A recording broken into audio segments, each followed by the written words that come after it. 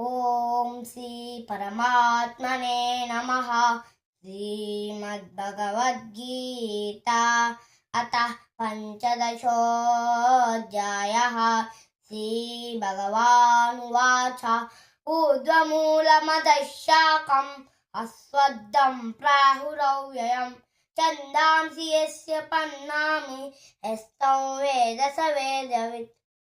अधश्चोर्ध्वं प्रस्तुता तस्य शाखा पुनः प्रवृत्ता विषयप्रवालाः। अधश्च मूलान्यनुसन्ततानि कर्मानुबन्धीनि मनुष्यलोके।